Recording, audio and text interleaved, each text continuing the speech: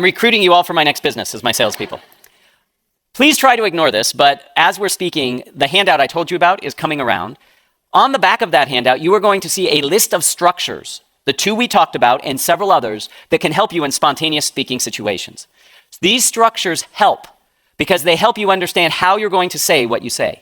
Structure sets you free, and I know that's kind of ironic, but it's true. If you have that structure, then you're free to think about what it is you're going to say. It reduces the cognitive load of figuring out what you're saying and how you're going to say it. All of this is on that handout. Okay? So what does this all mean?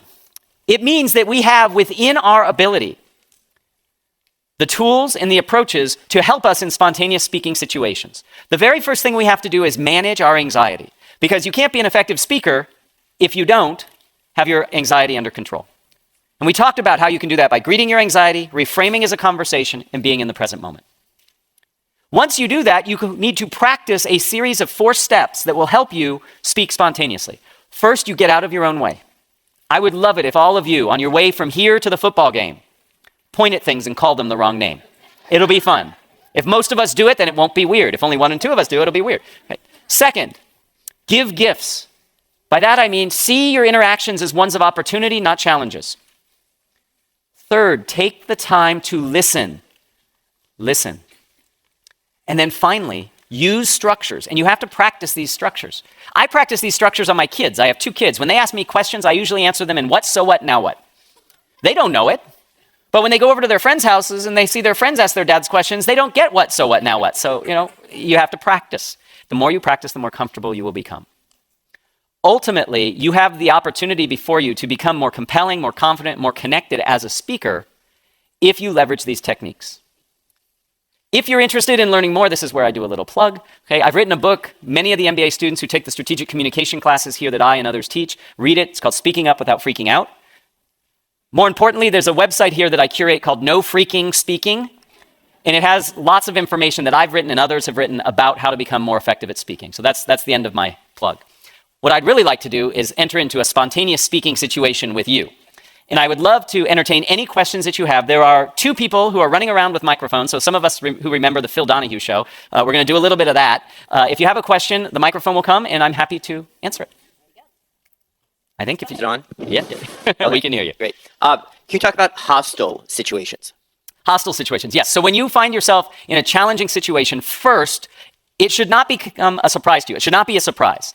Before you ever speak, you should think about what is the environment going to be like. So it shouldn't surprise you that there might be some challenges in the room. When there are hostile situations that arise, you have to acknowledge it. So if somebody says, that's a ridiculous idea, why did you come up with that?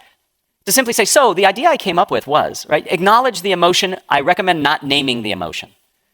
Right? So you sound really angry. The person says, I'm not angry, I'm frustrated. Now we're arguing over their mental state, right? Emotional state. So I say something like, I hear you have a lot of passion on this issue, or I hear there's great concern from you. So you acknowledge the emotion, because otherwise it sits in the room. And then reframe or respond the way that makes sense. So if somebody raises their hand and says, your product is ridiculously priced, why do you charge so much? I might say, I hear great concern. And what you're really asking about is the value of our product. And I would give my value proposition, and then I would come back and say, and because of the value we provide, we believe it's priced fairly. So you answer the question about price, but you reframe it in a way that you feel more comfortable answering it. So the way to do this is to practice all the skills we just talked about. The only skill that I'm adding to this is the awareness in advance that you might be in that situation. First, I have to truly listen to what I'm hearing, right? It's very easy for me when I hear a challenging question to get all defensive and not hear what the person's asking. I see it as an opportunity to reframe and explain. Okay, so again, you have to practice, but that's how I think you address it. Are there other questions?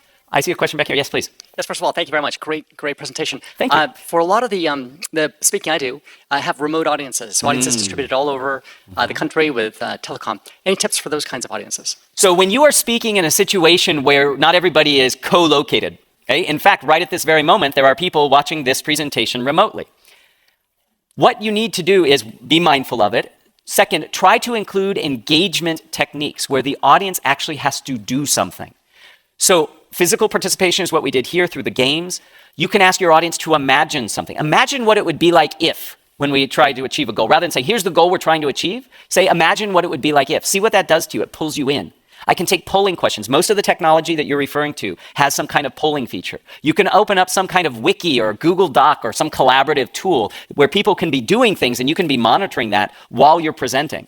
So I might take some breaks. I talk for 10, 15 minutes and say, okay, let's apply this and let's go into this Google Doc I've created and I see what people are doing. So it's about variety and it's about engagement. Those are the ways that you really connect to people who are remote from you.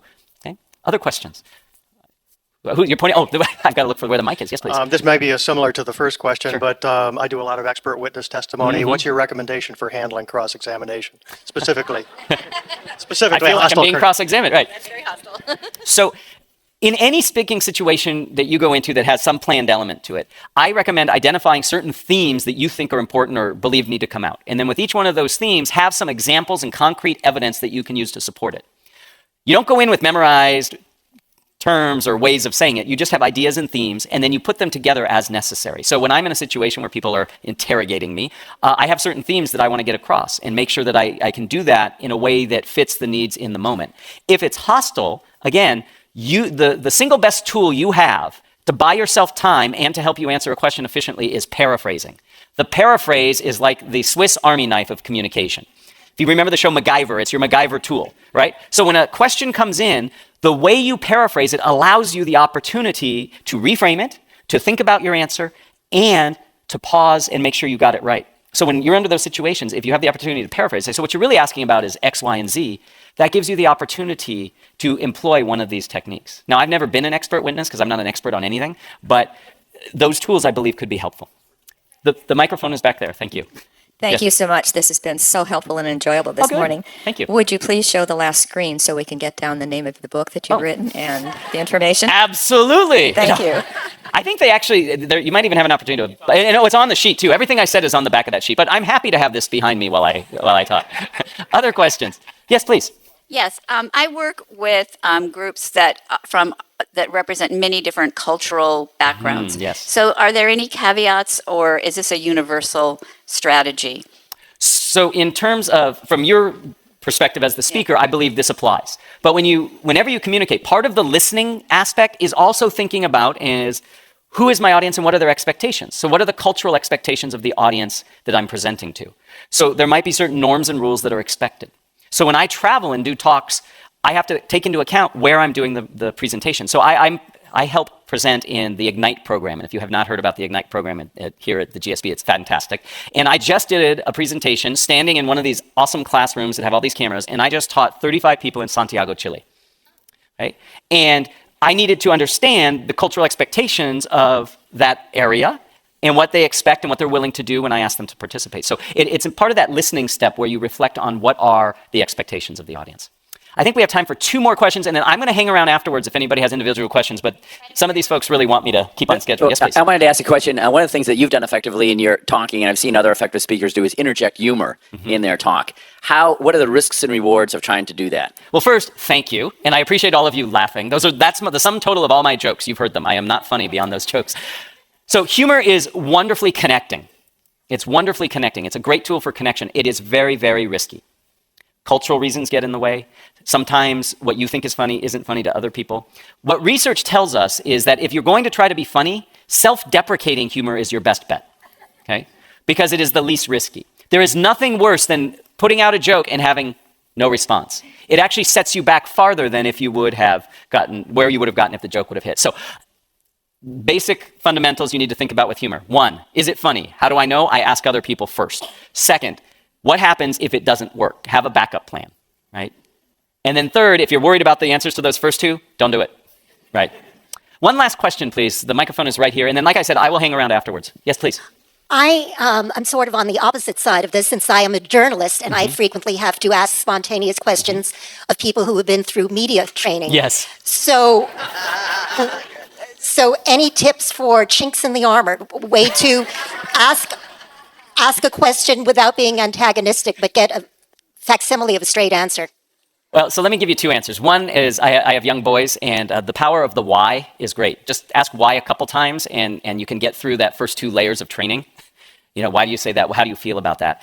The second bit is what I have found successful in getting people to, I do this to get people to answer in a more authentic way. What I'll do is I'll ask them to give advice. So what advice would you give somebody who's challenged with this? Or what advice would you give to somebody in this situation? And by asking for the advice, it changes the relationship they have to me as the question asker, and I often get much more rich, detailed information. So the power of the why, and then put them in a position of providing guidance, and that can really work. With that, I am going to thank you very much. I welcome you to ask questions later, and enjoy the rest of your reunion weekend.